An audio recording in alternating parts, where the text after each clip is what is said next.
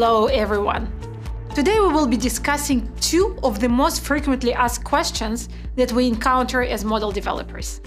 And I would even almost call them obligatory questions.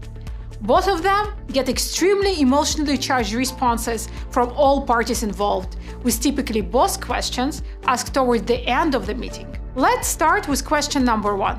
What would happen if everyone started to use your trading strategy? I don't remember the first time when I was asked this question, but I do remember this question in one of the meetings that changed my destiny and brought me clearly to where I am today. At that time, I was meeting the lead investor of my first company, Strategy Runner. It was a fourth meeting on that day and probably one of at least 150 that I attended during that specific time period. To say the least, I was exhausted. And I was tremendously bothered by the lack of understanding shown in why the same smart investors were not running and jumping after such a great and clear opportunity for investment in the ex-Technion computer science PhD team of developers with all the experience in the right top companies. The only plausible reason was that it was the year 2000. And the investment doors were literally closing on startup one after another in the post-internet bubble burst. So, on that day, at the fourth meeting, the guy that sat in front of me was a chess player, my cup of tea. The meeting room was decorated by jeans elegantly placed on the wall. We were at the Lee Cooper main offices. The guy listened very attentively and was clearly taken in by the idea and the team. Next to him sat a young guy, tech guy, long hair with a poor choice of t-shirt that only true geeks can wear. Irritatingly, he kept asking questions to the point where he tired me out and got on my nerves. He was ruining it for me. But then he asked the question. What would happen if everyone joins your system? Trading is a zero-sum game. The market will crash, won't it? And I snapped back. Why do you ask this philosophical question? Perhaps it will be better to ask business-based ones. Some context for you all now. I was 26. I'm not too proud of the person that I was back then. Poor meeting room manners. Back then, I had to be proud of myself for about 10 more minutes until we finished the meeting and I finally left the room. This was because the person who brought me in mentioned that the young guy was my investor. And for the other one that sat at the CEO table, he was Year's older brother, who had helped to organize the entire process. Year who, I hear you wonder? The ICQ guy. Now you're telling me? Apparently, the ICQ guy, being Gary Goldfinger and being only 2 years older than me, also liked the idea and eventually invested in the company. Now, as I explained, I was young and proud of myself to call the question philosophical. By doing so, I basically dismissed it on sight, naming it irrelevant, which is far from the truth.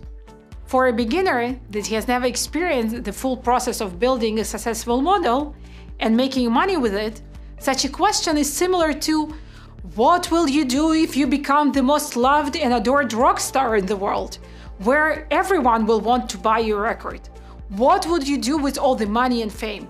Most would answer with, let's get there first, right? But I started to trade with my models.